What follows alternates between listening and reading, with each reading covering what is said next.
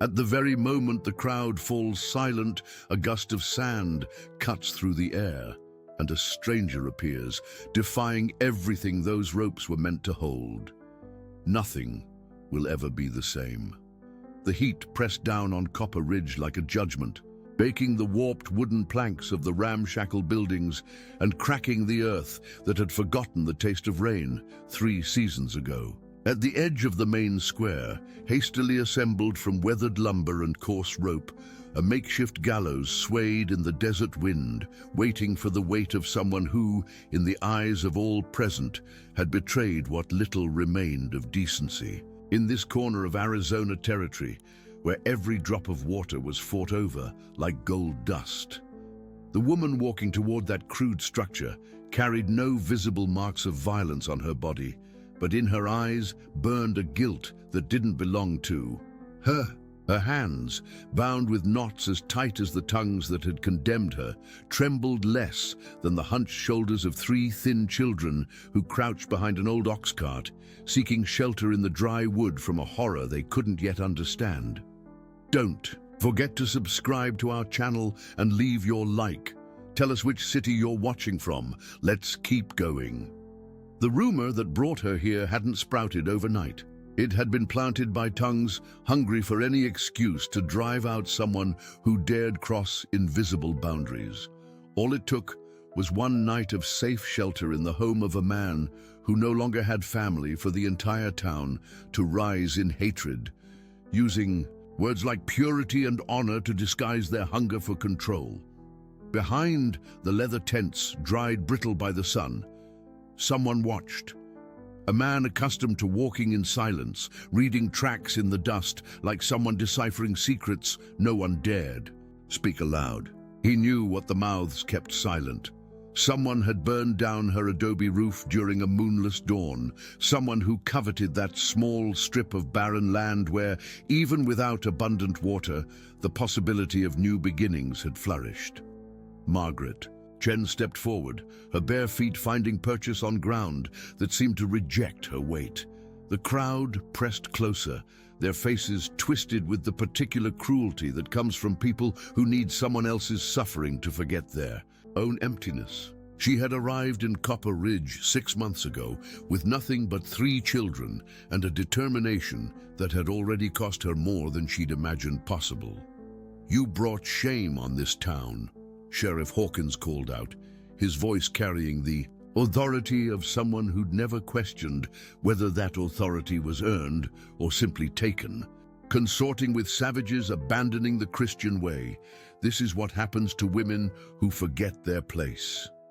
The children behind the cart pressed closer together. Emma, barely 8 years old, clutched her baby brother Samuel against her chest, while 10-year-old Thomas tried to shield them both with his thin arms. Their mother's arrest had happened so fast, accusations flying like desert sand in a storm. One moment she was tending their small garden patch, coaxing life from reluctant soil. The next, she was being dragged through the dusty streets, while neighbors who had accepted her help during the typhoid outbreak turned their backs.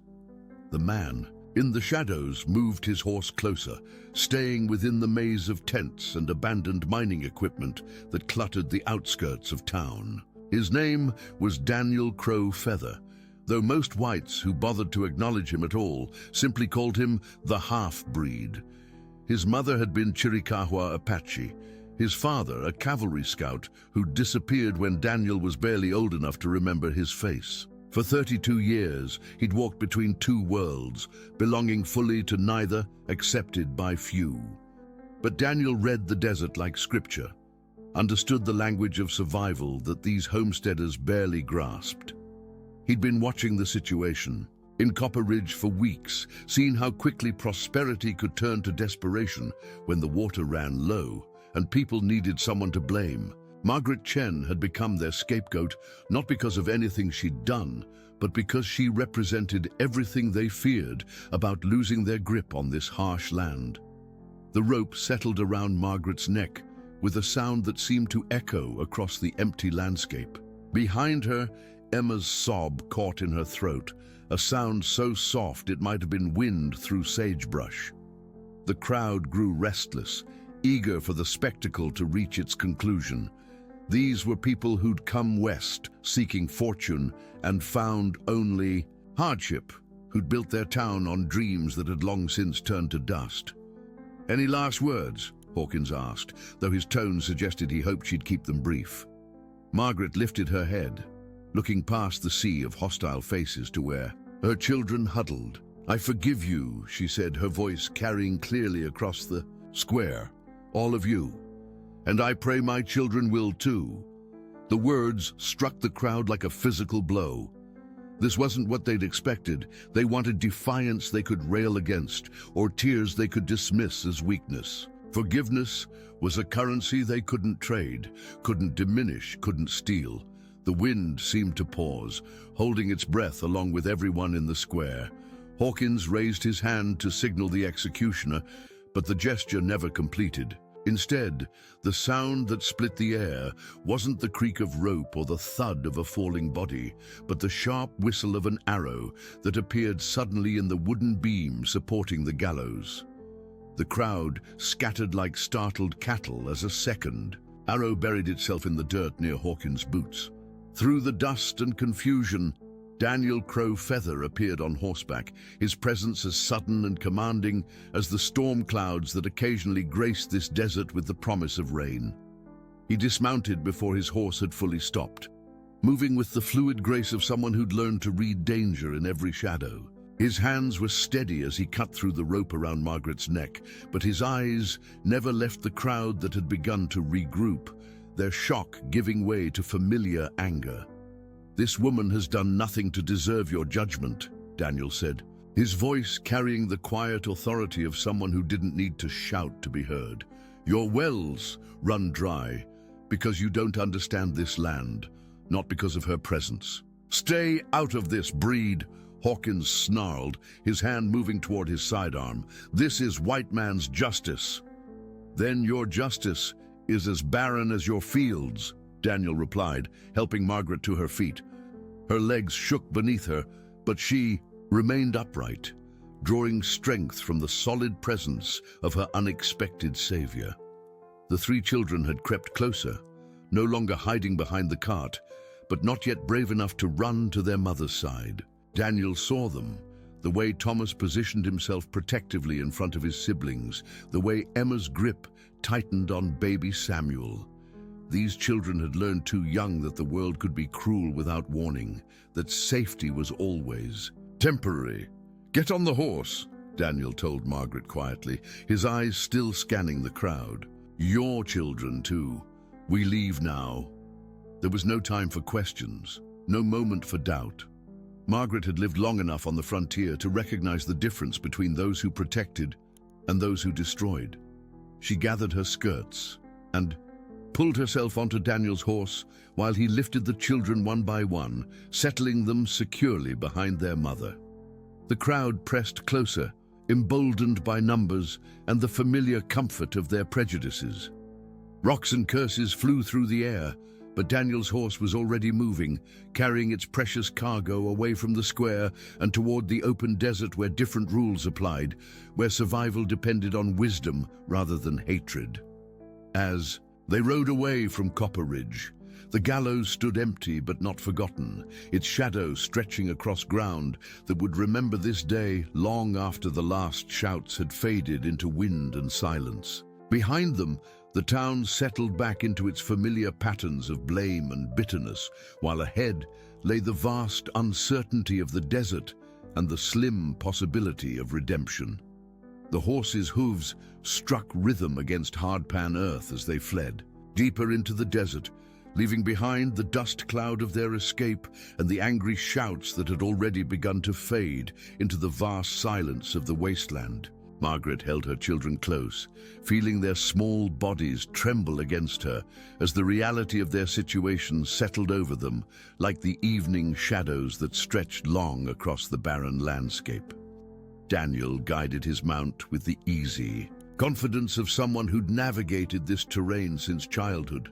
But Margaret could see the tension in his shoulders, the way his eyes constantly scanned the horizon for signs of pursuit. They rode hard for the first hour, putting distance between themselves and Copper Ridge before the sheriff could organize a proper chase. But she knew this reprieve was temporary. "Where are we going?" Thomas finally asked, his voice barely audible, over the sound of wind and hoofbeats.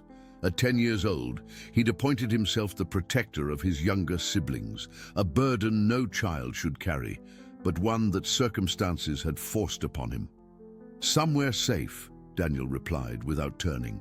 "Around, there's water ahead, and people who won't judge you for the color of your skin or the choices you make to keep your family alive." Margaret felt a flutter of hope mixed with uncertainty. She'd heard stories about the Apache camps hidden deep in the desert, places where those who didn't fit into the rigid categories of frontier society sometimes found refuge. But she'd also heard of the stories, tales of violence and savagery that she suspected were more fiction than fact, designed to justify the army's continued campaigns against the native peoples. Baby Samuel began to fuss, his tiny fists batting at the air as he sensed the anxiety radiating from the adults around him.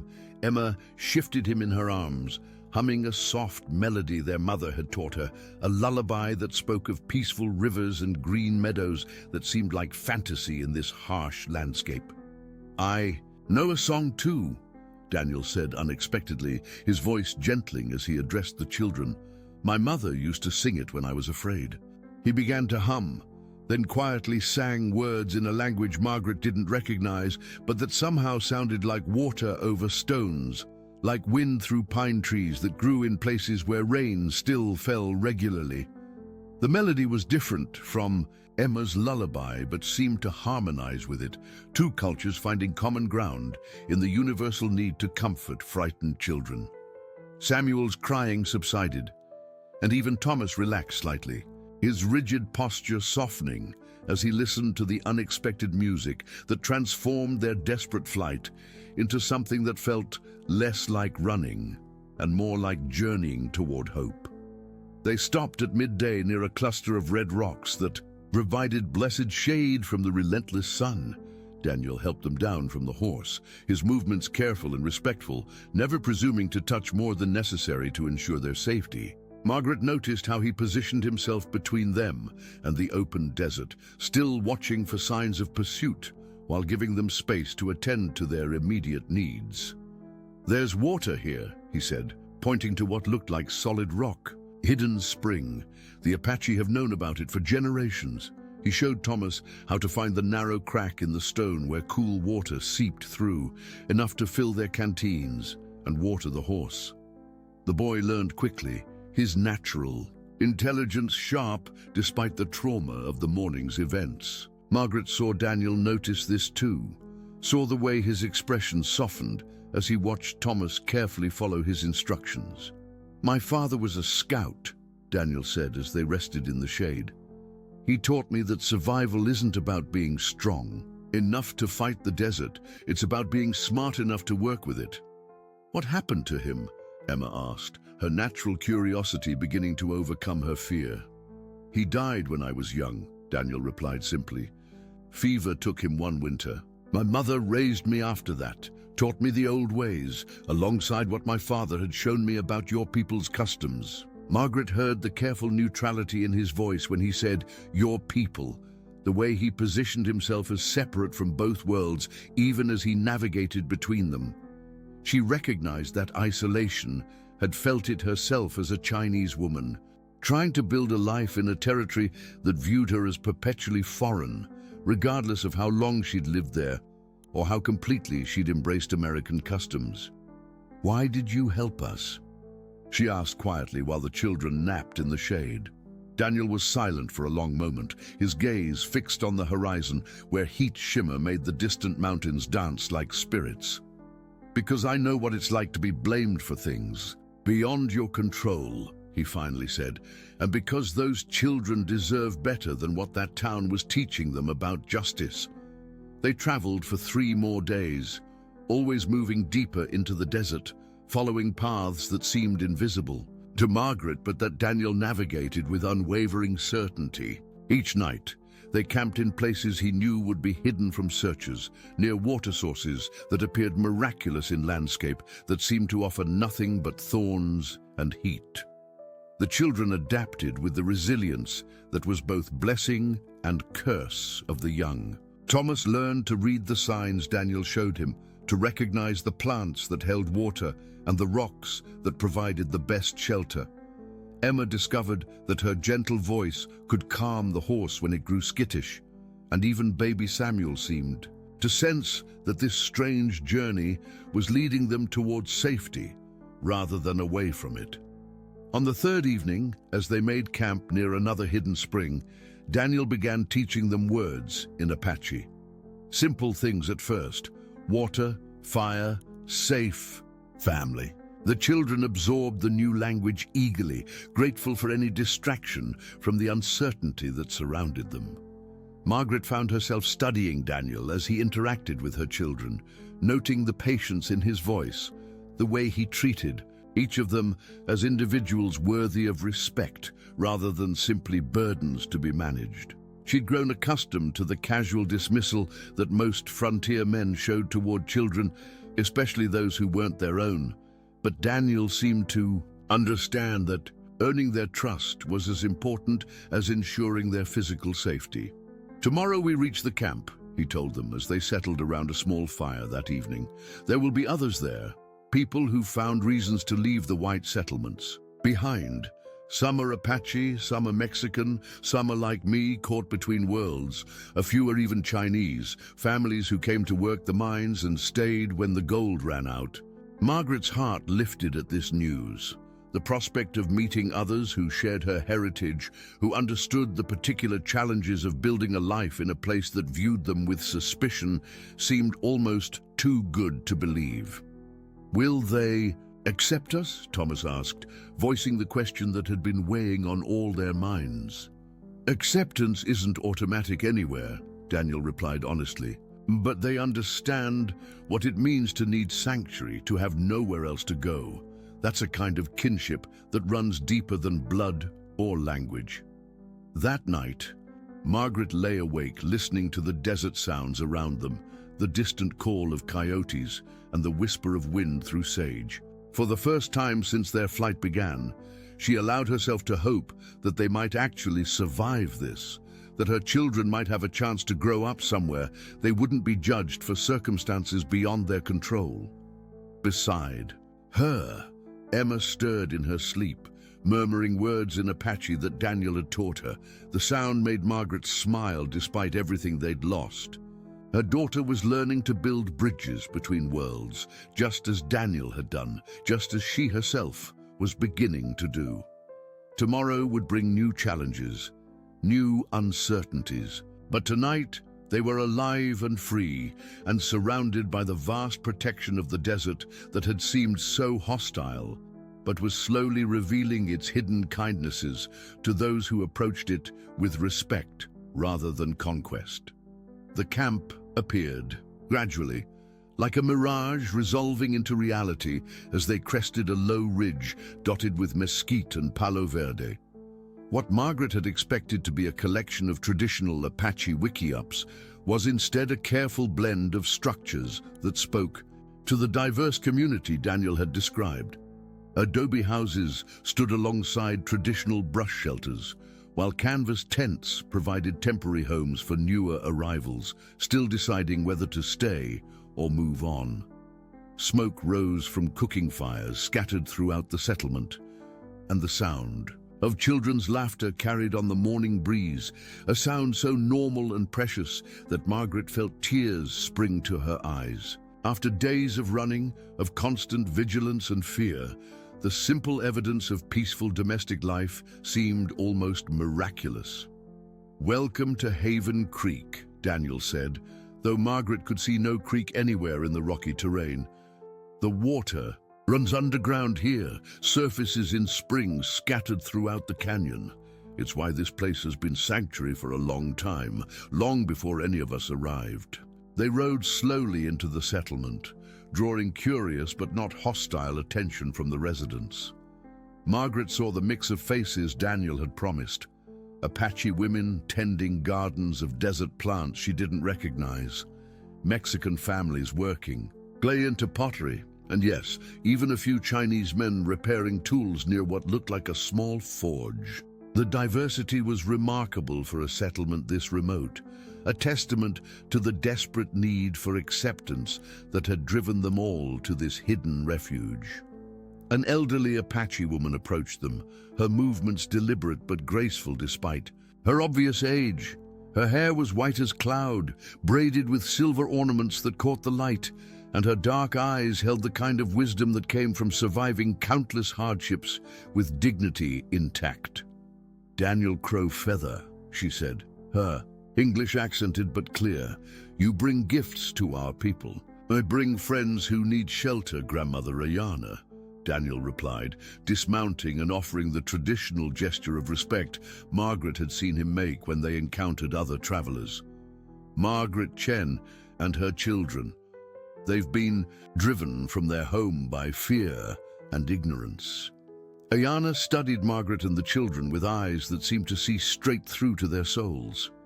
Margaret felt exposed under that gaze, but not judged, as if this woman understood exactly what they'd endured without needing to hear the details. "Fear is a poison that spreads quickly," Ayana said finally, "but courage is medicine that grows stronger when shared. Come, let me show you where you can rest." She led them to a small adobe structure near the center of the settlement, its thick walls promising coolness even in the desert heat. Inside, Margaret found simple but comfortable furnishings, woven mats on the floor, blankets that smelled of sage and cedar, pottery vessels for water and food storage. This was built by a Chinese family who came through 5 years ago, Ayana explained. They stayed long enough to add their knowledge to ours, then moved on to California when they felt strong enough to face the world again. They left this house for others who might need it. The Thai children explored their new temporary home with cautious wonder. Thomas ran his hands along the smooth adobe walls, marveling at their coolness. Emma discovered a small window that looked out onto a garden where unfamiliar plants grew in careful rows, their leaves silver green in the morning light. "What are those?" she asked, pointing to the plants. "Desert willow, jojoba, prickly pear," Ayana replied, kneeling to Emma's level. "Plants that know how to find water deep underground, how to store it for the dry times. We've learned from them how to survive when the surface offers nothing." Over the following days, Margaret and her children began to understand the rhythms of life in Haven Creek. It was a community built on mutual aid and shared knowledge, where survival depended on everyone contributing their skills regardless of their background. Margaret found herself helping in the communal kitchen, learning to prepare foods she'd never encountered, nopal cactus pads that tasted surprisingly fresh, mesquite pod flour that made hearty flatbread, teas brewed from desert herbs that seemed to carry healing in every sip. Thomas threw himself into learning from the men who worked the small forge, discovering that his quick mind and steady hands made him a natural with metalwork. The Chinese blacksmith, an elderly man named Wu Ming, who'd fled anti-Asian violence in California mining camps, took special interest in the boy's progress. "Metal speaks to those who listen," Wu Ming told Thomas, guiding his hands as they shaped. "Heated iron. Your mother's people understand this just as mine do. Different languages, same conversation." Emma gravitated toward the children of the settlement, her natural friendliness helping her overcome language barriers as she played games that required no words, racing painted stones, creating pictures in the sand, sharing songs from her own culture while learning others. Baby Samuel thrived in the communal atmosphere, passed from hand to hand by women who understood that caring for children was everyone's responsibility. But even in this sanctuary, the outside world couldn't be completely forgotten. Daniel often disappeared for hours at a time, returning with news from his network of contacts scattered across the territory. The reports weren't encouraging. "Hawkins has convinced the territorial governor to post a reward," he told Margaret one evening, as they sat outside their adobe home, watching the sun paint the canyon walls in shades of gold and red. Claims. You stole money from the town treasury, that you're part of some conspiracy with hostile Indians. Margaret's stomach tightened. She'd expected pursuit, but the fabrication of new crimes meant their enemies were escalating their efforts. How much time do we have? Hard to say. The reward will draw bounty hunters, men who don't care about truth as long as the payment is real. But this place has stayed hidden for good reasons. The canyon is hard to find unless you know exactly where to look. Ayana joined them, settling onto a woven mat with the fluid grace that seemed to characterize all her movements. I've been thinking about your situation, she said. There may be another way to resolve this than simply hiding forever. She explained that she had connections among the Apache bands, still negotiating with the territorial government, chiefs who commanded respect even from white officials who preferred to see all Indians as enemies. If we could get one of them to speak for you, to verify that you've done nothing wrong, it might carry weight with authorities who care more about maintaining peace than satisfying local prejudices. Would they do that for strangers? Margaret asked. For a woman and children unjustly accused, for someone Daniel Crowfeather vouches for? Ayana smiled. There are still those among my people who remember that honor matters more than politics. The plan began to take shape over the following days. Ayana would send word to Chief Nalnish, a respected leader whose band maintained careful neutrality in the ongoing conflicts between Apache peoples and white settlers. If he agreed to intercede, his word might be enough to clear Margaret's name and ensure her children's safety. But the plan required time, and time was the one resource they couldn't be certain they possessed. Each day brought new reports of search parties ranging closer to the hidden canyon, of rewards increased and stories embellished to justify the growing manhunt. Thomas, working at the forge one afternoon, looked up from the horseshoe he was shaping to ask Wu Ming a question that had been troubling him. Why do they hate us so much? We never hurt anybody. The old blacksmith paused in his work, considering how to answer. Fear makes people cruel, he said finally. They're afraid of losing what little they have, afraid of changes they can't control.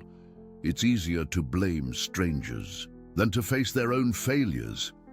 But we're not strangers anymore, Thomas said, gesturing around the camp where children of multiple cultures played together while adults shared the work of survival. We're family here. Wu Ming smiled, pride evident in his expression. Yes, boy, you understand what it took some of us years to learn. Family isn't about who you're born to. It's about who chooses to stand with you when the world turns hard. That evening, as Margaret tucked her children into their blankets, she found herself marveling at how much they'd changed in just a few days. The hollow-eyed fear that had haunted them during their flight was giving way to something she hadn't dared hope for. The confidence that came from belonging somewhere, from being valued for who they were rather than judged for circumstances beyond their control. Outside their window, the desert wind carried the sounds of the settlement settling into sleep, quiet conversations in multiple languages, the soft footsteps of night guards making their rounds, the distant call of an owl, hunting in the darkness. It was a symphony of safety, a lullaby of community that promised better days ahead. But even as Margaret allowed herself to hope, she knew their respite was temporary. Somewhere beyond the protective walls of the canyon, men with guns and warrants were still searching, still believing the lies that had driven her family from their home. The question wasn't whether they'd be found, but whether they'd be strong enough, supported enough, trusted enough to survive whatever came next. The riders appeared at dawn, 3 dark silhouettes against the red rim of the canyon. Their presence, announced by the sharp whistle of the settlement's lookouts before anyone below had spotted them directly. Margaret felt her stomach drop as she recognized the deliberate spacing of their approach, the professional way they surveyed the terrain before beginning their descent. These weren't lost travelers or curious prospectors. These were men who hunted people for a living. Daniel was already moving by the time the second whistle sounded, gathering weapons and checking escape routes with the calm efficiency of someone who'd prepared for this moment since their arrival. Around the settlement, families began the practiced routine they'd rehearsed. Children disappeared into hidden alcoves, cooking fires were quickly extinguished, and the most vulnerable members of the community melted away into the maze of rock. Formations that honeycombed the canyon walls. "How did they find us?" Margaret whispered, pulling her children close as they watched the approaching riders from the concealment of their adobe home. "Someone talked," Daniel replied grimly. "Either someone who knew about this place or someone we trusted who decided. The reward was worth more than our lives." Ayana appeared at their doorway, moving with surprising speed despite her age. "There's a hidden passage behind the forge," she said. "It leads to caves higher up the canyon wall. You and the children should go now, before they get close enough to see movement." But Thomas stepped forward, his 10-year-old face set with determination that seemed far too mature for his age. "I'm not running anymore," he said. "I want to stay and fight." "Fighting isn't always about weapons," Ayana said gently, placing a weathered hand on the boy's shoulder. "Sometimes it's about knowing when to hide so you can live to protect your family another day. That takes more courage than any battle." Emma clutched baby Samuel tighter, her eyes wide with the fear of someone who'd already seen too much of how quickly safety could disappear. "Are they going to take Mama away again?" "Not if I have anything to say about it," Daniel said, checking the action on his rifle. "But we need to be smart about this. 3 men means they're confident, probably experienced. They wouldn't have come this far into Apache territory unless they were very sure of themselves." Wu Ming appeared at the forge, his movements deliberately casual as he continued working heated metal. But Margaret could see the tension in his shoulders. "I recognize the leader," he said quietly. "Jack Morrison. He's the one who drove my nephew's family out of Tombstone last year, claimed they were harboring criminals. He doesn't care about truth, only about getting paid." The bounty hunters rode directly into the center of the settlement, their horses' hooves raising dust clouds that seemed to announce their contempt for the peaceful community they'd invaded. Morrison was a lean man with cold eyes and a badge. That probably meant nothing outside his own imagination, but he wore it with the authority of someone who'd never been successfully challenged. "We're looking for a Chinese woman and 3 children," he called out, his voice carrying clearly across the settlement. "Margaret Chen. She's wanted for theft and conspiracy. Anyone harboring fugitives is committing a federal crime." The residents of Haven Creek went about their business as if the riders didn't exist, a studied indifference that spoke to years of experience dealing with unwelcome authorities. Children continued playing, women kept tending their gardens. Men maintained their work at various crafts. It was a form of resistance that required no weapons but demonstrated absolute solidarity. Morrison's jaw tightened at the obvious dismissal. "I know she's here," he said, dismounting and approaching. "Wu Ming's forge. We tracked them to the canyon entrance. Nobody disappears into rock." "Many things disappear," Wu Ming replied without looking up from his work. "Water disappears into sand. Sound disappears into wind. Maybe what you seek was never here at all." "Don't play games with me, old man," Morrison snarled, his hand moving toward his sidearm. "That reward is more than this whole settlement sees in a year. Someone here will talk." From her hiding place, Margaret watched the confrontation unfold with growing dread. She'd seen this pattern before in Copper Ridge, the way authority figures used intimidation to break down community resistance. But here, something was different. The residents of Haven Creek weren't isolated individuals afraid of retribution. They were a family, bound together by shared experience of persecution and united by their commitment to protecting each other. Ayana emerged from her dwelling, moving with the dignified pace of someone who refused to be hurried by other people's urgency. Morrison turned toward her, perhaps recognizing that she held some position of leadership among the settlement's diverse population. "You're harboring criminals," he told her bluntly. "Turn them over now, and we'll leave peacefully. Make this difficult, and we'll tear this place apart until we find them." "I see 3 men with guns threatening a community of families," Ayana replied calmly. "Which of us is behaving like criminals?" The confrontation might have escalated immediately, but it was interrupted by the arrival of someone none of them had expected.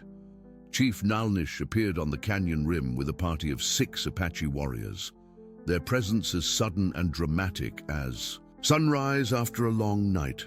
Margaret felt her heart leap with hope. Ayana's message had gotten through. The chief rode down into the settlement with the quiet confidence of someone who commanded respect through earned authority rather than imposed fear. He was younger than Margaret had expected, perhaps 40 years old, with intelligent eyes and the bearing of someone accustomed to making decisions that affected many lives.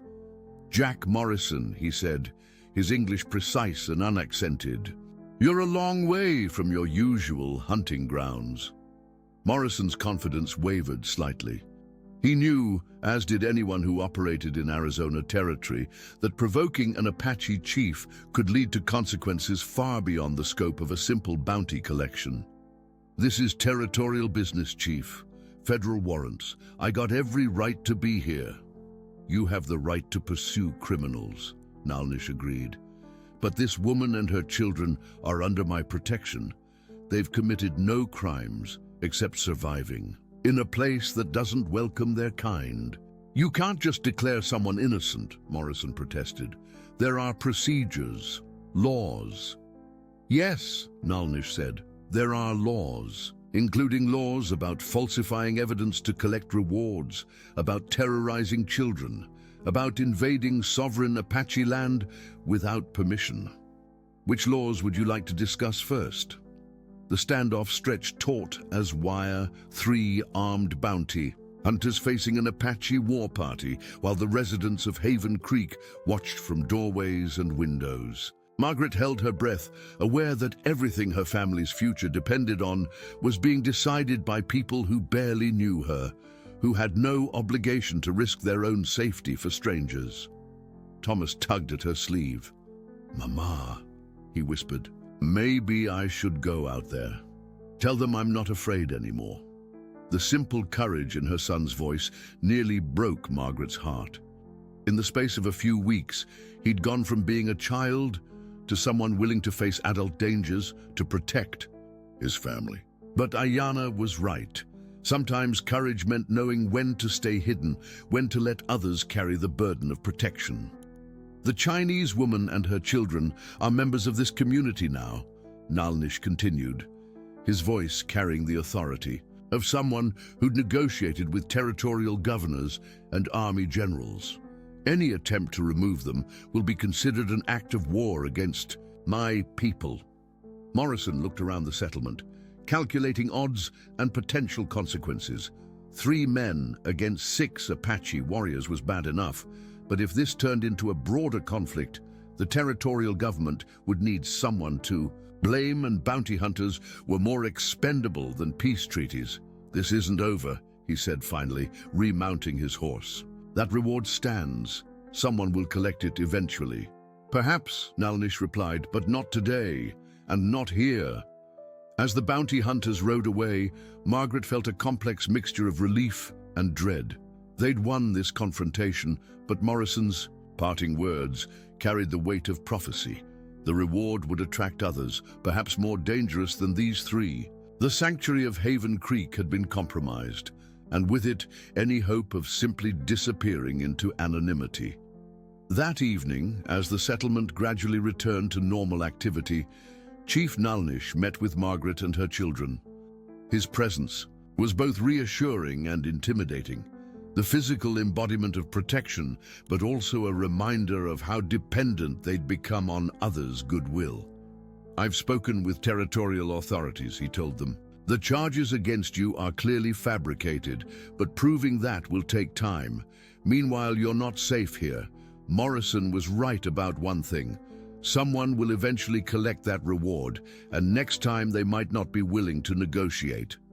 "What do you suggest?" Margaret asked, though she suspected she already knew the answer. "We need to prove your innocence publicly, in a way that can't be denied or dismissed. That means going back, facing your accusers, and forcing them to defend their lies in front of witnesses who can't be bought or intimidated." The prospect terrified Margaret, but she could see the logic in it. Running had bought them time to heal and find allies, but it hadn't solved the fundamental problem. As long as the charges stood, they'd always be fugitives, always looking over their shoulders. "It's dangerous," Nalnish continued, "but I believe it's the only way to give your children a real future, a chance to grow up free instead of hiding." Thomas stepped forward, his voice steady despite his youth. "When do we leave?" The return journey to Copper Ridge began before dawn. 3 days later, a carefully planned procession that bore little resemblance to their desperate flight just weeks before. This time, Margaret and her children rode with an escort that commanded respect across the territory. Chief Nalnish and 4 of his warriors, Wu Ming representing the Chinese community's interests, and Daniel Crow Feather as the bridge between worlds that this confrontation would test. They traveled openly, making no attempt to hide their route or destination. Word of their approach spread through the network of trading posts and way stations that connected the scattered settlements of Arizona Territory, carried by riders who understood that what happened in Copper Ridge would set precedents affecting anyone who didn't fit neatly into the territory's narrow definitions of acceptable citizenship. Margaret found the journey both terrifying and liberating. After weeks of running and hiding, there was strange comfort in moving toward confrontation rather than away from it. Her children seemed to sense this shift in their fortunes. Thomas rode with the confidence of someone who'd learned his own worth through acceptance in a community that valued his contributions. Emma chatted easily with the Apache warriors, her gift for languages allowing her to practice words and phrases that made them smile despite the serious nature of their mission. Even baby Samuel seemed more alert, his dark eyes tracking the movement of hawks overhead and his tiny hands reaching for the silver ornaments that decorated the warriors' gear. He was too young to understand their situation, but old enough to sense that he was surrounded by protectors rather than threats. On the second day, they encountered a group of territorial militiamen who'd been searching for Margaret since her escape. The soldiers were led by a young lieutenant who looked barely old enough to shave, his uniform crisp with the authority of someone who'd never been tested by real responsibility. "You're harboring a fugitive," the lieutenant told Chief Nalnish, his voice pitched higher than he probably intended. "I have orders to arrest Margaret Chen on sight." "You have orders from whom?" Nalnish asked calmly, making no move to reach for weapons, but positioning his horse in a way that emphasized the military bearing of his escort. "Territorial Governor Murphy," the lieutenant replied, though Margaret noticed he didn't produce any written documentation to support his claim. "Governor Murphy and I have an understanding," Nalnish said. "This woman and her children are traveling under Apache protection to face false charges in a legal proceeding. Any interference with that process would violate our treaty agreements." The standoff lasted nearly an hour, with the lieutenant sending riders back toward the territorial capital while trying to maintain his authority over a situation that was rapidly slipping beyond his control. Margaret watched the young man's face as he realized that arresting her would require firing on Apache warriors, an act that could reignite conflicts the territorial government desperately wanted to avoid. "This is highly irregular," the lieutenant said finally, his attempt at official disapproval undermined by obvious relief at finding a face-saving way to back down. "Justice often is," Nalnish replied. "But it's more important than convenience." Word of their approach reached Copper Ridge a full day before they arrived, carried by riders who spread the news through the territory like wildfire. The Chinese woman was returning, protected by Apache warriors and claiming innocence of all charges. The town's reaction was swift and predictable. By the time Margaret's party crested the final ridge overlooking the settlement, they could see crowds gathering in the main square and armed men taking positions on rooftops. "They're afraid," Daniel observed, studying the defensive preparations through a small telescope. "Good. Fear makes people careless, more likely to reveal the truth they've been hiding." But Margaret wasn't comforted by her enemy's fear. She could see the gallows had been rebuilt, its fresh lumber stark against the weathered buildings that surrounded it. Sheriff Hawkins had clearly expected this moment and prepared accordingly. The structure looked more solid than before, designed to make a statement about the town's determination to see their version of justice carried out. They made camp on the ridge overlooking Copper Ridge, close enough for the town to see them, clearly, but far enough away to avoid accusations of immediate threats. It was a calculated position, designed to force the residents to confront what they'd done while maintaining the high ground both literally and morally. As evening fell, a delegation rode out from the town carrying a white flag and wearing expressions of men who'd been chosen for an unpleasant duty they'd rather avoid. Margaret recognized most of them, shopkeepers and ranchers who'd benefited from her help during the typhoid outbreak, men who'd accepted her money readily enough when they needed customers, but had stood silent when she needed support. "We've come to negotiate," announced Henry Walsh, the banker who'd handled Margaret's small savings account until the day before her arrest, when he'd mysteriously discovered irregularities that required immediate confiscation of her funds. "There's nothing to negotiate," Nalnish replied. "Mrs. Chen will face her accusers in open court before witnesses who can't be intimidated or bought. If the charges are legitimate, justice will be served. If they're false, those responsible will answer for their lies." "This is a white settlement with white laws," Walsh protested. "Indians have no jurisdiction here." "Apache law recognizes the right of innocent people to protection," Nalnish said calmly. "White law presumably does the same. We're simply ensuring that both sets of laws are properly observed." The delegation retreated to town as darkness fell, leaving Margaret's party alone on the ridge with their thoughts and fears about what tomorrow would bring. They built a small fire and shared a meal of travel rations and water, but conversation was subdued. Everyone understood that the next day would determine not just Margaret's fate, but the precedent for how territorial law would treat anyone who didn't fit conventional categories of citizenship. Thomas sat beside his mother, leaning against her shoulder as he'd done when he was younger. "Are you scared, Mama?" he asked quietly. "Yes," Margaret replied honestly, "but I'm also proud. Proud of how brave you and Emma have been, proud of the friends who've stood with us, proud that we're doing the right thing even when it's dangerous." "What if they don't listen?" Emma asked from where she sat, feeding Samuel small pieces of bread. "What if they decide they don't care about the truth?" It was Wu Ming who answered, his voice carrying the weight of decades spent navigating prejudice and persecution.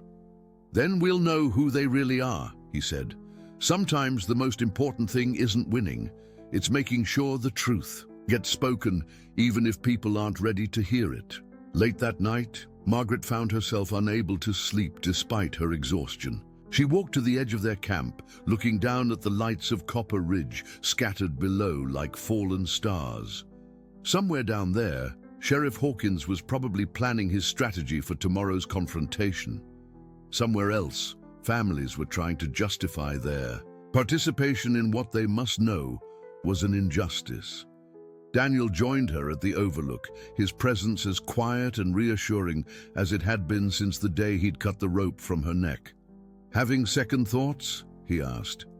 "Every thought is a second thought," Margaret replied. "But I keep coming back to the same conclusion. My children deserve to grow up in a world where truth matters more than convenience, where people are judged by their actions rather than their ancestry. Even if fighting for that world puts them in danger." Margaret considered the question, watching the distant lights flicker in the desert wind. "Especially then," she said finally. "They've already seen what happens when good people stay silent. I want them to see what happens when good people stand up." Dawn came too quickly and not quickly enough, bringing with it the day that would test everything they'd built together over the past weeks.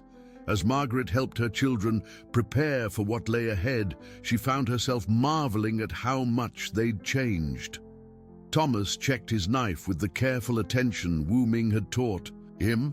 No longer the frightened boy who'd hidden behind an ox cart, but not yet the man he was becoming. Emma braided her hair with the silver ornaments Ayana had given her, carrying symbols of protection from the community that had embraced them.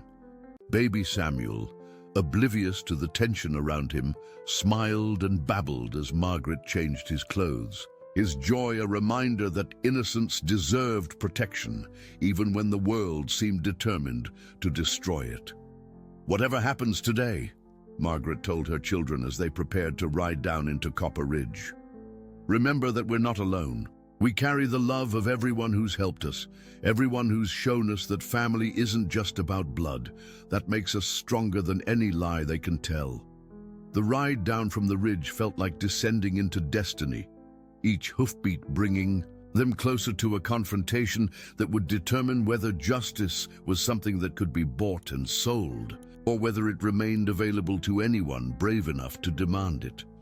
The town square fell silent as Margaret's party rode down the main street of Copper Ridge, their horses' hooves striking cobblestone with the rhythm of inevitable judgment. The residents had gathered as commanded, but their faces showed a mixture of curiosity and dread rather than the righteous anger Sheriff Hawkins had clearly hoped to inspire.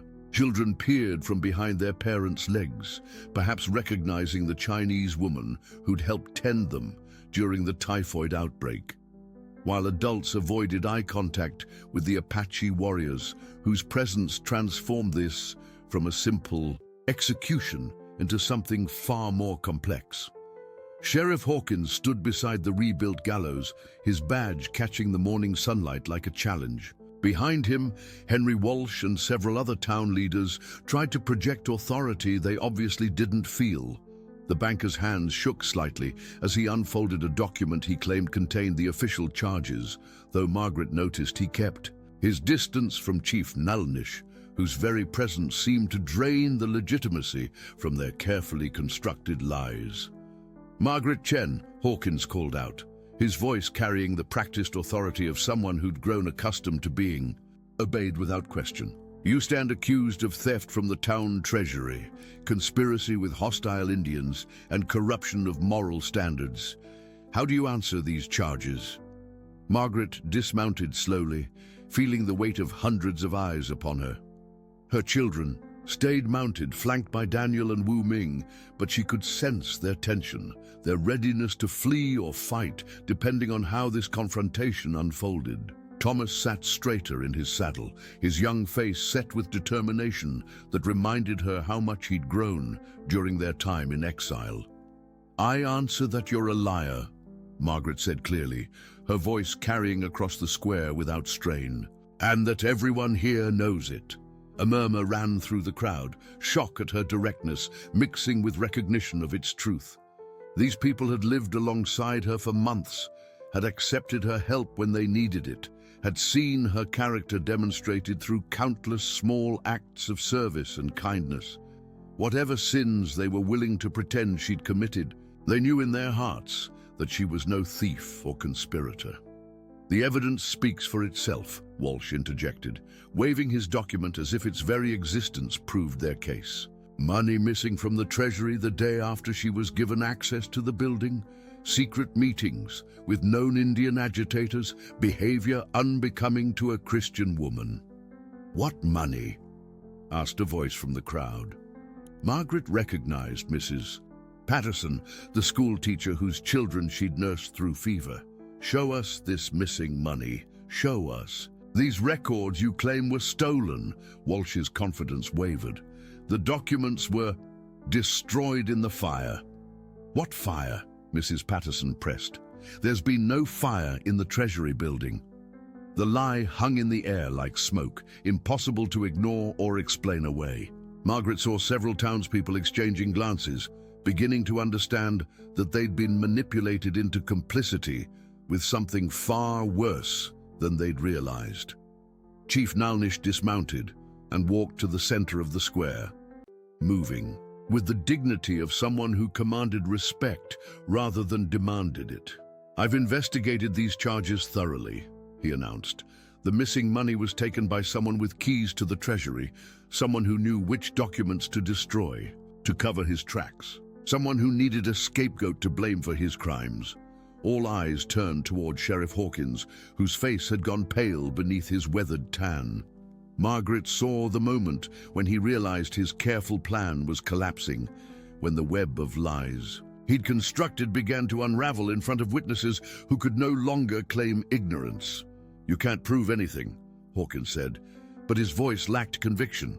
"It's her word against mine, and she's a Chinese immigrant who consorts with savages." "Actually," said a new voice from the edge of the crowd, "it's my word against yours." Dr. Benjamin Morrison stepped forward, the town's physician whose brother, Jack, had led the bounty hunters to Haven Creek. But unlike his sibling, Benjamin carried himself with the quiet authority of someone who'd earned respect through service rather than violence. In his hands, he held a small wooden box that seemed to draw everyone's attention like a magnet. "I've been treating your wife for laudanum addiction for 6 months," Dr. Morrison told Hawkins, his voice carrying clearly across the silent square. "She told me about the money you've been taking, the way you've been selling supplies meant for the Apache reservation. She gave me this before she left town yesterday."